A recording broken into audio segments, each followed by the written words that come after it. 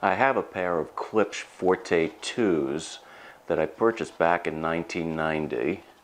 And back then these were $1,500 speakers.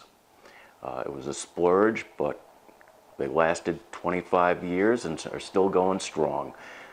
Sweet sounding pair of speakers.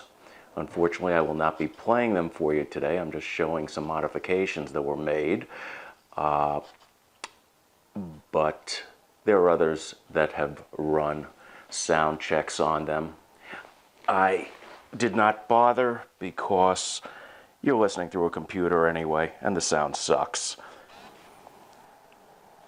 Now, for the uninitiated, Klipsch is known for using its horns. We have a tweeter horn, a mid-range horn, or some call it the squawker, and a 12-inch woofer. Now, on the back of the unit, we have a 15-inch passive radiator, and if you look, you will see we have a different modification. Or this is one of the modifications we did. We have a pair of input connectors instead of two pairs of input connectors instead of a single. I decided when I was putting in new crossovers in 2010, when the speakers were 20 years old, I figured the capacitors were drying out and decided to update the crossovers. I had the company that makes them set them up for bi-wiring or bi-amping in case I wanted to go that route. Obviously, the connectors can always be jumped to just use a single wire approach.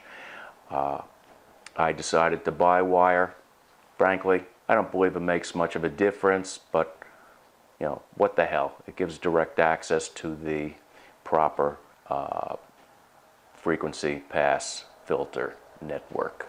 So, you know, they added an input to the crossovers, so the high frequency filter and the high pass network and the low pass networks can be accessed directly. The company Klipsch Speakers they do crossovers for just about the whole Klipsch line. As I said, they bi-wired these at special request. They also have replacement drivers.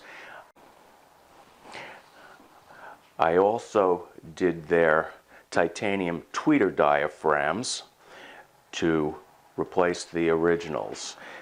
Process was very simple. Access to the speaker, if you should have an urge to do it yourself, the best way to get into the speaker is through this 15-inch port in the back. You just remove the passive radiator, doesn't interfere with any wiring, and that gives you access to the speakers as well as the crossover. Now, the price of replacing the crossovers ran about $350. Not bad for upgrading things. The speakers, drivers, aside from doing the tweeter, which I elected to do, were all in excellent shape. I am now going to switch to stills to finish showing you what went on, and we'll discuss it with those. Okay. Sheet for the Klipsch Forte IIs. You have a nice, relatively flat graph all the way out the audio spectrum, a sensitivity of 99 dBs, and a conservative 100-watt continuous power rating.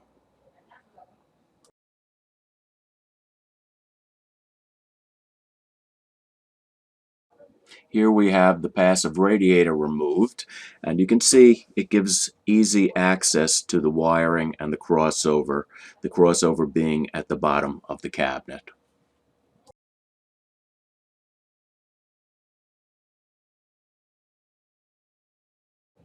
This is the original crossover network. It's rather simple in design, limited protection, and in a second you'll see how it was replaced. This is the new Klipsch crossover. They have a barrier strip for the connections, so no soldering was required. They added high and low inputs instead of a single input, so it could be bi-wired. Obviously, there are fresh capacitors, and they have improved protection circuitry for the speakers.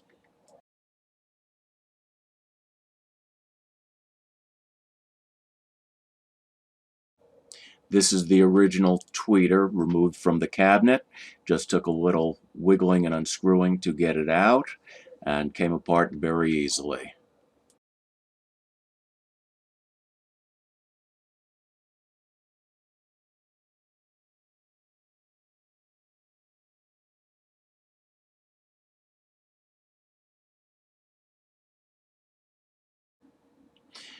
And here we have the new titanium tweeter reassembled and sitting next to the old tweeter.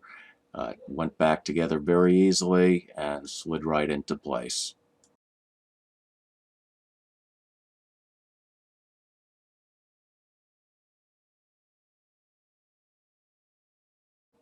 Next, I added two multi-way binding posts to the connector plate so that the extra set of inputs would be available. I secured the nuts with Loctite so that they would not loosen on the wiring, and then reassembled them back into the cabinet.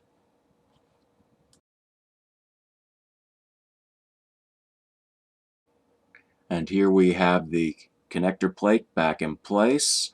The wiring's hooked up.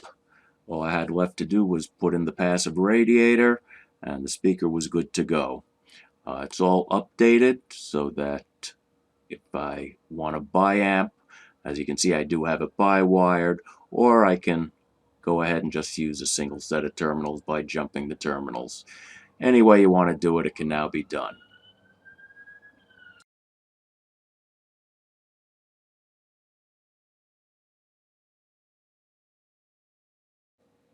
And here we have the Klipsch all put back together, and it's buttoned up and ready to go. It can now be bi-wired, bi-amped, or run conventionally by jumping the inputs. It can now be run any way you want to do it.